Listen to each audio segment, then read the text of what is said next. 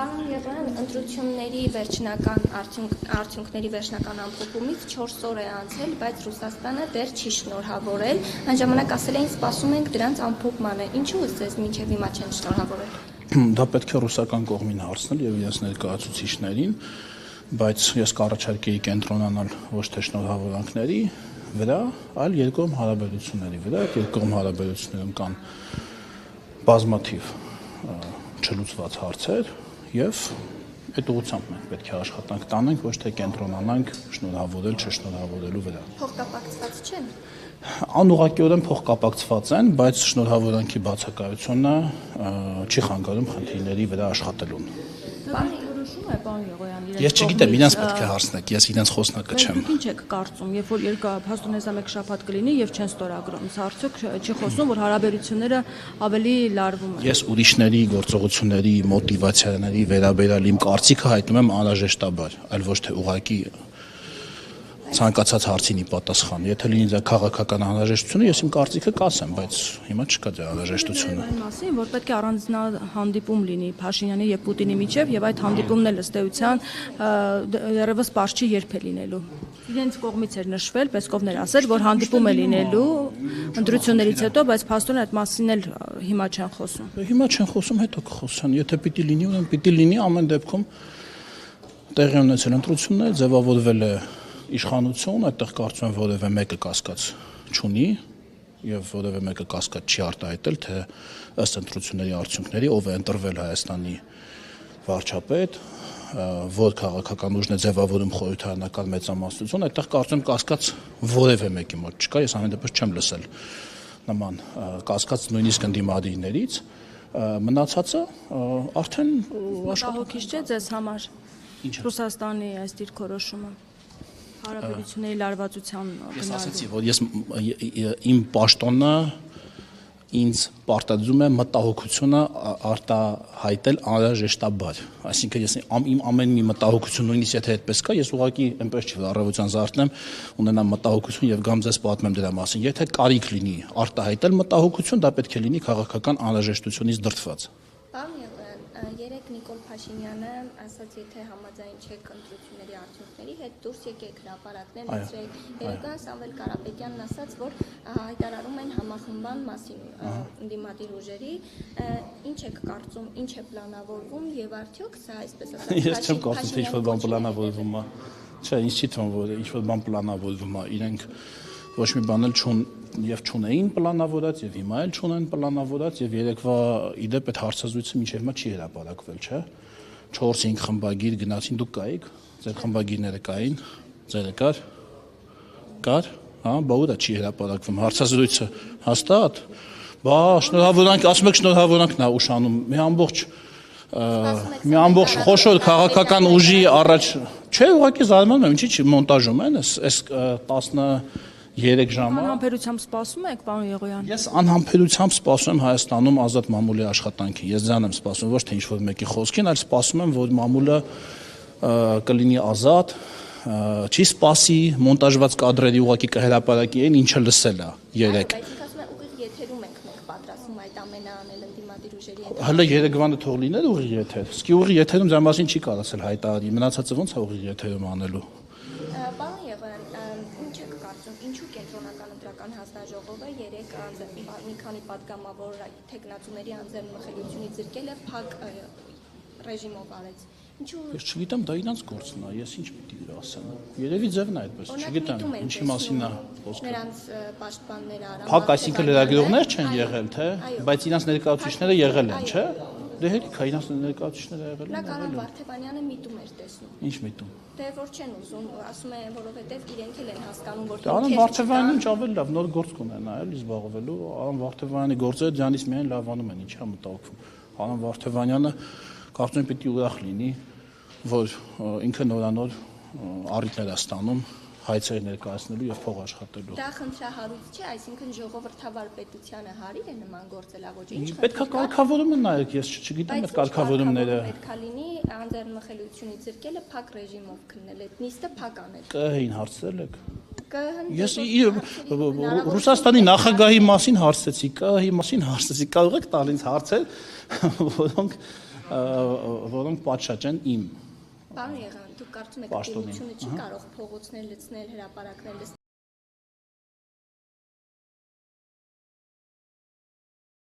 Ինչպես Փաշինյանն էր հորդորում։ Ընդհանրապես փողոցները եւ հրապարակները ոչ թե ընդդիմությունը կամ իշխանությունն է լցնում, այդ տերմինաբանությունն էլ էլի ինձ մի քիչ տհաճ է, այլ հասարակությունը որպես ապրող օրգանիզմ եւ տեսնում է, որ տեղի ունենում անարդարություն, օրինակ 2008 թվականի եթե չեմ սխալվում փետրվարի 19-ին էին, չէ՞, ընտրությունները։ Փետրվարի 20-ի առավոտյան մարդիկ առանց որևէ կոչի, ես այդ օրը շատ լավ հիշում եմ, Մատենադարանի ուրեմն դիմացի հատվածում էին, ուրեմն Մաշտոցի պողոտայի այդ հատվածը ողողված էր ուղղակի մարդկանցով եւ դա այնպես չի, որ ինչ-որ մեկի կոչին են իրանք հետեւել, իրենք ուղղակի տեսնելով թե ինչ է կատարվել ընտրատեղամասերում, հետո հաշվարկի ժամանակ ամբողջ գիշեր հասարակությունը դա իմանում է, հնարավոր չի դա թաքցնել հասարակությունից, կոչի կարիք էլ չէր լինի։ Մարդիկ ինքնաբուխ դա տեղ կամ 2013 թվականի հիշում եք, երբ Ռաֆի Հովհաննիսյանի նա տեխնացու էր եւ էլի ընտրությունները կեղծվեցին։ Մարդիկ դա գիտեին, չէ՞։ Մյուս ընտրությունները 98-ը հիշեք կամ ավակ սերնդից հարցրեք։ ՍԴ-ին վիճակը գուցե սպասում են այդ արդյունքներին Սահմանադրական դատարանի որոշմանը։ Դա այդպես չի լինում։ Հասարակությունը ինքը միշտ հասկանում է ինչ է կատարվում եւ հասարակությունը չի մտածում քաղաքական գործ չի տրամաբանությամբ որ սպասեմ ես ինչին, սպասեմ են ինչին։ Եթե կա անարդարության զգացում, հասարակությունը դա արտահայտում է։ Պարոն Եղան, մամուլը գրել է, որ պատրաստում եք 300,000 ստորագրություն հավաքել, հանրաքվե անել։ Մամուլը։ Այո, հրապարակներ գրել։ Հրապարակը։ Իրենց հարցրեք, չգիտեմ։ Մամուլը գրել է։ Հա, հրապարակը գրել է։ Մտադրություն ունեք։ Ով։ Իշխանությունը։ Նման հարց մենք չենք քննարկել։ Իմ գլխում նման միտք չի ծագել, կարող է ինչ-որ մեկի մտքում ծագած լինի, չգիտեմ, բայց համենայն դեպս դա գործիքներից մեկն է։ Բայց ես չեմ ցանկանա էլի հրապարակի գրածները մեկնաբանեմ, էլի հրապարակը։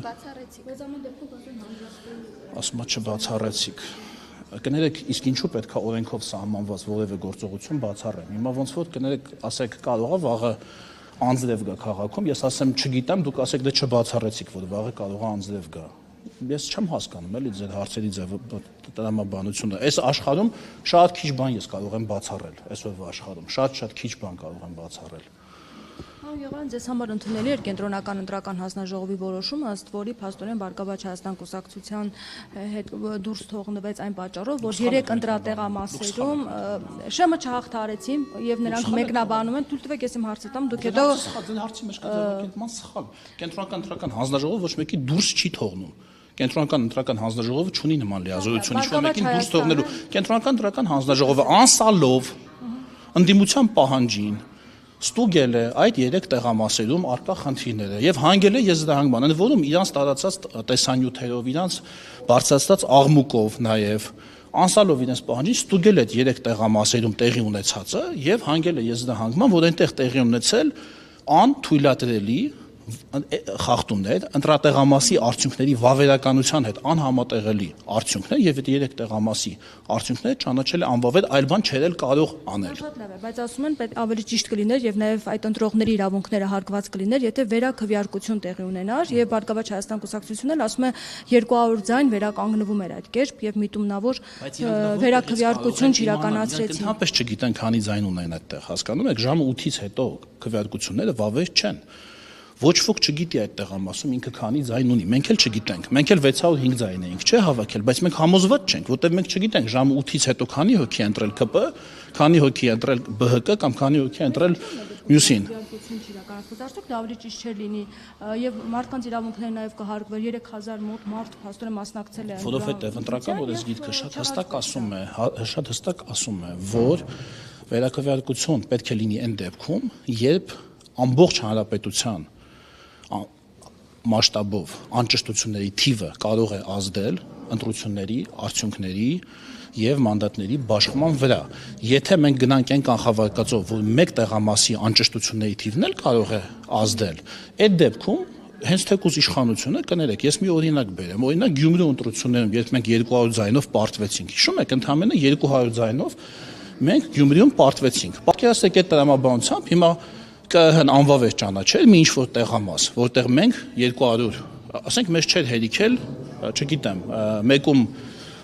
100 ձայն, մյուսում էլի 100 ձայն։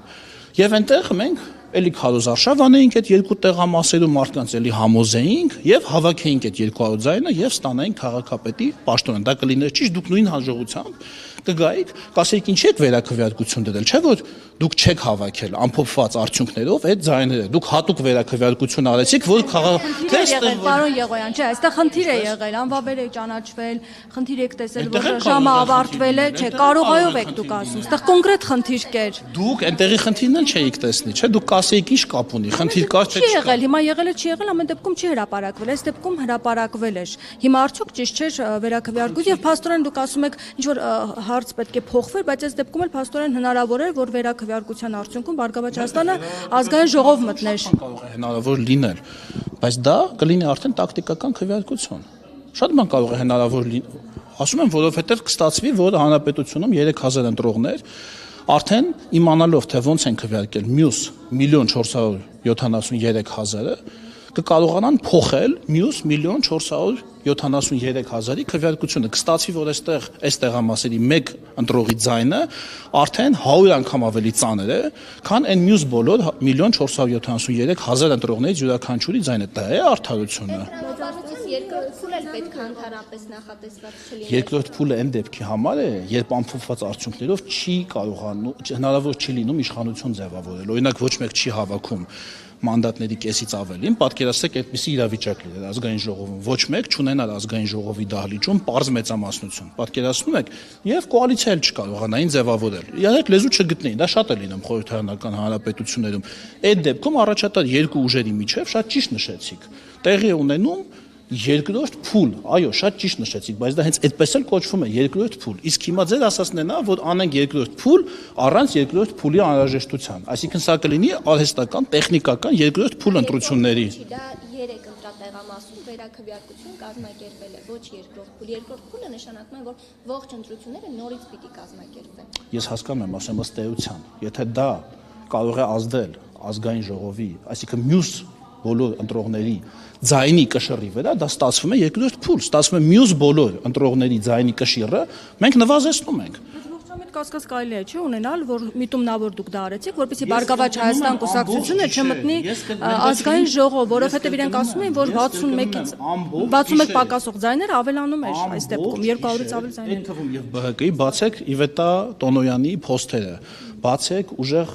Հայաստանից Գոհար Մելոյանի փոստերը, ամբողջ գիշեր այդ երկու տեղամասերի մասին վիդեոներ էին եք տարածում, ասում էին, որ զինվորները ժամը 8-ից հետո քվեարկել են, դա անթույլատրելի է, բերել են, որ օգնեն ԿՊ-ին, որ լցոնեն, սա անեն, նա անեն։ Դա իրենք են պահանջել։ Հələ դրան գումարած մետ էլ քաղաքասարակությունն է դիմել կա։ Քվեարկություն չէին ասում չեղարկվի։ Դա արդեն ԿՀ-ն է շարժվում ըստ օրենքի, այսինքն դա իրանք նախ չէին պահանջում վերաքվեարկություն, սկսենք այդտեղից ոչ, ասում էին անվավեր ճանաչեք, այդ հիմա են պահանջում, այդ հիմա են Քվեարկություն արեք, որովհետև մենք այդտեղ ահռելի ձայներ ունեինք։ այ ապրեք, որովհետև այդ ձևակերպումը անընդունելի է։ Այդ ձևակերպումը վերաքվեարկում, որ չի որովհետև մենք չգիտենք թե իրենք այնտեղ քանի ձայն ունեն եւ ոչ ոք չգիտի։ Կարող է այդ 60 ձայնը հենց ժամը 8-ից հետո է եղել, մենք դա չգիտենք։ Դրա համար ինչ է նախատեսում ընտրական օրենսգիրքը։ Ասում է, դուք բոլոր անճշտությունները գումարում եք բոլոր կուսակցություններին կողմ քվեարկած ձայների թվին եւ դրանից հաշվում եք տոկոս։ Բա ինչի այն մյուս 920 անճշտության մասին դուք չեք ասում։ Այդ տեղամասի, մենք էլի չունենք անճշտություններ։ Որ թվից է հաշվում կուսակցության անցողիկ շեմը կամ տոկոսը։ Հաշվում է բոլոր կուսակցություններին տրված կողմ ձայներ, գումարած անճշտություններ։ Առանց այդ երկու տեղամասների, այդ 3 տեղամասերի անճշտությունների թիվը 920 էր, տարբեր պատճառներով, մեկում 5 անճշտություն, մեկում 10 անճշտություն, մեկում 20 անճշտություն։ Հիմա բա ինչի՞ չեք ասում, այդ թիվն էլ եկեք հանենք, կամ այդ թիվը ճշգրտելու համար եկեք օրինակ անենք վերաքվեարկություն։ Ինչի՞ չեք ասում։ Ինչի որովհետև դա գումարվում է ընդհանուր ընտրողների թվին։ Ընտրությունների ավարտից հետո ամբողջ հանրապետությունը դառնում է մեկ մեկ կոպիտ պատկերավոր ասած դառնում է մեկ ընտրատեղամաս, բոլորի ձայները դրվում են մեկ տեղ եւ հաշվարկվում են այդ տեղում։ Եթե կա այլ կարծիք, հիմա սա դեմ գործը քննվելու է, այնտեղ կան ինձանից շատ ավելի ուժեղ իրավաբաններ, իրանք էլ թող մեծ իրանք կարծիքը տան, դրան գումարած այնտեղ բոլորը անկուսակցական են։ Դե վերջերս Վլադիմիր Վարդանյանը չգնաց, Բայց ինքը շատ լավ իրավաբան է եւ հասնի որ կպական էր։ Դե դա ինչ կապ ունի, կպականներ թե չէ, իրավական մեկնաբանություն պետք է հարցին տրվի, այսինքն ձեզ թվում է կներեք Դե ընդդիմությունը կասկածներ ունի, ասում է ինչպես կարող է ճիշտ որոշում կայացնել մի մարմին, որի անդամների մեծ մասը կպականներ են։ Իսկ ընդդիմությունը չի զարմանում, որ իրանք այդքան ձայն են հավաքել, իսկ ինչպես են այդքան ձայն հավաքել, դրա վրա չեն զարմանում։ Բա ընդդիմությունը, որ հիմա իրան ճղում է հերոսների նման, ասում են, տեսեք, սահմանադրական մեծամասնություն չունենք, բա ո՞նց է որ չունենք սահմանադրական մեծամասնություն, դրանից չի զարմանում։ Իրանք 300 այն ուժեղ Հայաստանը կներեք 340,000 աուտենտիկ ձայն ունի, հա, 340,000 մարդ հիմա, այսինքն հիմա որ դուք գնաք փողոցում հարցում անեք, կգտնեք 340,000 հոգու, ով կասի հայ իմ ձայնը տվել եմ ուժեղ Հայաստանին, ես գիտեմ ինչի համար եմ տվել, այս եւ այս քաղաքական պատճառով, թե գլուխները որովհետեւ լսել եմ հակակոռուպցիոնի ձայնագրությունները ընտրակաշառքի մասին, դրա համար դուք եք դա լսել, բայց դուք դա չեք, այ դուք կոնկրետ 24 նյուզի տարածել եք այդ, հա, տարածել եք, լավ, հա Լավ, եթե տարածել եք, բայց ես ամեն դեպքում չեմ տեսնում, էլի, այդ չեմ տեսնում, որ դուք հասկացեք, ես լրատվական միջոցին չեմ թիրախավորում, ես ուզում եմ ստանալ տեղեկատվություն տեղի ունեցող գործընթացների մասին, ես որտեղից դա պետք է ստանամ։ Հիմա դուք ասում եք ինչու եք բացառում։ Ամբողջ հրապարակված են 24 նյուզում։ Բա որ հրապարակված է, ինչ եք զարմանում, որ ես զարմանում եմ իրանց ձայների աուտենտիկության վրա, ինչ եք զարմանում, որովհետև Դուք կյանքում ամեն ինչ սպասում եք վճռի ամեն ինչի։ Դե վճիռ չկա, ժողովուրդ ջան։ Բա այս տեղամասերի մասին էլ վճիռ չկա, ինչ եք եկել ինձ հարցեր տալիս, պնդումներ անում։ Դուք այս կյանքում ինչ դատողություն անում եք։ Դատանի վճռով եք այդ դատողությունները անում, որ տեսնում եք փողոցում մարդ սպանեցին։ Ասում եք դե դատանի վճիռ չկա, սպասենք վճռին նոր ասենք փողոցում մարդ սպանել են, թե չէ։ Կներեք, դա ինչ տրամաբանություն է։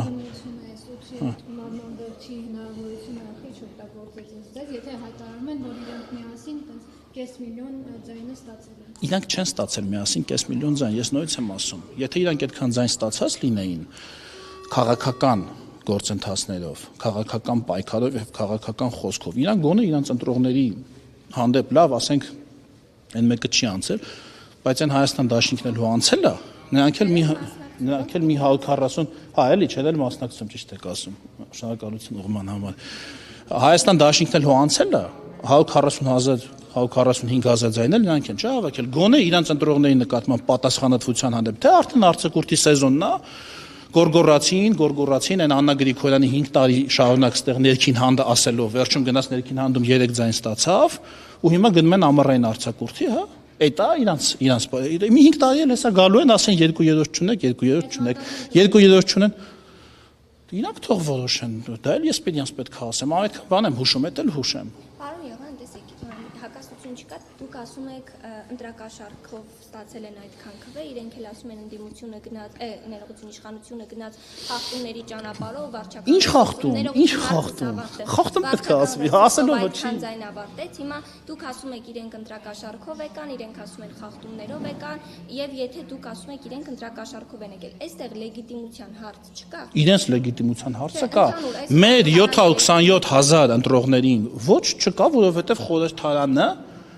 հենվում է խորհրդարանական մեծամասնության վրա։ Խորհրդարանը կարող է աշխատել, եթե նույնիսկ իրենց մանդատները իրենք չվերցնեն, սա էլ ասեմ։ Խորհրդարանը կարող է աշխատել միայն հիմնվելով նույնիսկ ոչ թե 3/5 մեծամասնության, այլ նույնիսկ պարզ մեծամասնության վրա հենվելով, գիտեք, քվորումը որն է։ Պարզ մեծամասնությունը 50% + 1 падգամավորները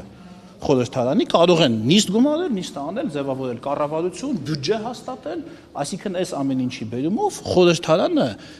լեգիտիմ է իր մեծամասնության լեգիտիմության բերումով։ Իսկ ընդդիմության լեգիտիմությունը այո կասկածի տակ է։ Եվ իրենք, ես նույնպես եմ ասում, դուք լսել եք, որ իրենք հերքեն են ձայնագրությունները։ Դուք նման բան, մի հատ իրանց դուք հարցախեղտ արել եք։ Ինչա նշանակում մոնտաժված է։ Եղած բանը կարաս։ Կապ չունեցող մարդիկ։ դրված մարդիկ լիան նման խնդիրներ անեն։ Հա, բայց այդ մարդը պետքա փողը ունենա, չէ՞, մի տեղից որ տանի տա այն մարդուն։ Ով գժվել իր սեփական գումարը առանց շահի, տանի ինչ որ մեկին վատություն անելու համար։ Եթե այդպես է, այդ մարդուն պետք է ասեն չեք ճանաչում, բայց այդ մարդիկ իրենց շտաբի աշխատողներն են, շտաբի պետեր են, այսինքն դա ինչ որ բան մարդիկ չեն, փողոցը պատահական անցորդներ չեն։ Այսինքն ընտրակաշար չեն բաժանել իրանք։ Այդ են ասում, այդ բոլոր ձայնագրությունները կեղծ են ըստ իրանց, հա, բոլորը պատահական մարդիկ են ներդրված, որոնք պատահականորեն խոսում են շատ կոնկրետ թեմաներից, շատ կոնկրետ մարդկանց հետ, շատ կոնկրետ գումարներից, շատ կոնկրետ վարկերից, շատ կոնկրետ ջինսերից, շատ կոնկրետ չգիտեմ ինչերից։ Այդ ինչ մեծ բան դարձավ, մի հատ կներեք, գեղարվեստական ֆիլմ դարձեցիք։ Պարոն Եղան, երեք հայտնի դարձավ, որ Եվրամիությունը արտակարգ օգնություն է պատրաստում Հայաստանի համար, ռուսական սահմանափակումները փոխհատուցելու նպատակով հայտնի սրանից։ Ամեն ինչ էլ հայտնի է, բայց ամեն ինչ մենք կիմանանք եւ դուք կիմանաք պաշտոնական հաղորդագրություններից։ Կարող եք որոշ փակագծեր գոնե բացել։ Այդ արդեն բացված փակագիծ է, Եվրամիությունը ունի տարբեր գործիքներ, ուրեմն մեծ տիպի խնդիրներ ունեցող իր գործընկերներին օգնելու համար եւ իրենք այդ գործիքները օգտագործելու են եւ մենք շատ շնորհակալ ենք Եվրամիությանը դրա համար ի ողբերգություն բոլոր չարախնդացողների այդ գործիքները օգտագործվելու են եւ մենք այս ժամանակավոր դժվարությունները, որոնք ծագել են մեր որոշ ապրանքատեսակների արտահանման հետ կապված հաղթահարելու ենք։ Ասում էիք, մասնավորապես Գևորգ Բաբյանն ասում էր, հունիսի 8-ից ամեն ինչ կկարգավորվի, ինչի չկարգավորվեց։ Շատ բաներ կարգավորվել են, մի որոշ բաներ դեռ չի կա, շատ հարցեր դե չի շատ հունիսի 8-ից ամեն ինչ։ Հա։ Օրինակ ինչի չվերացրեց սահմանափակումները, դեռ մի բան էլ ավելացրեց։ Դեռ աշխատանքային կարգով լուծելու հարցեր կան, դուք հետևեք process-ին, ոչ թե ուղղակի օրերը հաշվեք եւ գրանցեք դեպքերը, այլ դուք հետևեք process-ին, հետևեք դեպքերի տրայեկտորիային։ Եվ ընդհանրապես ես մի բան էլ խորհուրդ տամ։ Իրան ԱՄՆ համաձայնության մասին հարց չունեք ինձ տալու։ Իրան ԱՄՆ խաղաղության ուրեմն հուշագրի մասին ինձ հարց չունեք ժողովուրդ ջան տալու։ Եթե հիմա ո՞նց է ստացվում, որ պատերազմի ժամանակ դուք ունեք այդ հարցը տալու, որ կարողա թրիփը վտանգվի, կարողա չստացվի, այդ հարցերը դուք պատրաստ ունեք։ Իսկ ո՞նց է ստացվում, որ խաղաղության ժամանակ չեք ասում, պարոն Եղան, սա դրական ազդակ է, հիմա թրիփը ավելի մեծ, իհարկե դրական ազդակ է, իհարկե, եւ դա շատ լավ է, ի տխրություն ընդդիմադիրների, դա շատ լավ է, որ իրանք լեզու են գտել, որ այնտեղ աշխատելու են միասին, մենք էլ այստեղ ենք աշխատելու միասին, եւ ԱՄՆ-ի հետ, եւ Իրանի հետ, եւ դա շատ լավ է, եւ բայղուշություն անելու եւս մի թեմա պակասել է ընդդիմությանը, ինչից իրանք շատ տխուր են, ասես որ թող բայղուշության նոր թեմաներ հորինեն։ Արհեստական բանականության կենտրոնը հիմնվել է Գագարինում, արդեն ներդրումները արվել են, հեսա Հրազդանինը, հեսա նոր ամերիկյան։ Այս մեկը Nvidia-ին պետք է լինի, Գագարինինը անունները Firebird-ներ չէ կարծեմ, այդ անունները կարողա չհիշեմ, բայց արվում է ամեն ինչ։ Որտեղից որ այդուհանդերձ այդ հուշագիրը կստորագրվի երկու կողմերի։ Չի ստորագրվել արդեն։ Ստորագրվել արդեն, այսօր հրապարակեցին։ Հա։ Այնպես որ ամեն ինչ լավ է, ժողովուրդը տեր է կանգնել խաղաղությանը, իսկ ընտրակեղծարարներով մենք դեռ պետք է զբաղվենք, այդ ձայնագրությունը հետևից պետք է գնանք, ասեմ ավելին։ Մայիս ամսին գործի ընդունված եւ հունիս ամսին գործից ազատված մարդկանցով էլ մի հատ պետք է զբաղվենք եւ աշխատավարձներ ստացած, որը էլի եղել է ընտրակաշառքի, չեմ ասում բոլորը, իհարկե կարող է մեկնել մարդես մայիսին գործի ընդունվել է, հետո լեզու չի գտել գործատուի հետ, հունիսին ազատվել է, բայց եթե տեսնենք, որ այդ թիվը շատ մեծ է, դրանով մենք հիմա կզբաղվենք։ Ընտրակաշառքի, աշխատավարձի տեսքով ընտրակաշառքի, մեկ ամսով ոչ միայն, ինչ որ տեղերում, միտեղ, իրանց շտաբում, ինչ որ մեկի շտաբում, անպայման չի հենց իրանց էլ, իրանց ընկերների ընկերություններում, ինչ որտեղ, եթե մարդը ընդունվել է, դուք այսօր կներեք, կա տենց աշխատանքը տենց թափածա, որ գնաք միտեղ, մի ամսով 300,000 դրամով գործի ընդունվեք եւ դուրս գաք։ Նույնիսկ եթե նորա մարդը գործի ընդունվում է կամ նվազագույն աշխատավարձով կամ, չգիտեմ, միջինին մոտ աշխատավարձով, ոչ թե միջինից բարձր աշխատավարձով, տունը քնած ստանում է ու հետո ընտրություններից հետո դուրս է գալիս։ Այդ աշխատանքից դրանցով էլ է պետք զբաղվել նենց որ։ Եվ այդ հարցում մենք լինելու ենք շատ կտրուկ, ասեմ ձեզ։ Դա որովհետեւ դա դիվերսիա է Հայաստանի Հանրապետության դեմ։ Լսում եմ։ Ես մի քիչ ուշ միացա, բան ներողություն, եթե հարցը կրկնվի, երեք Սամվել Կարապետյանը,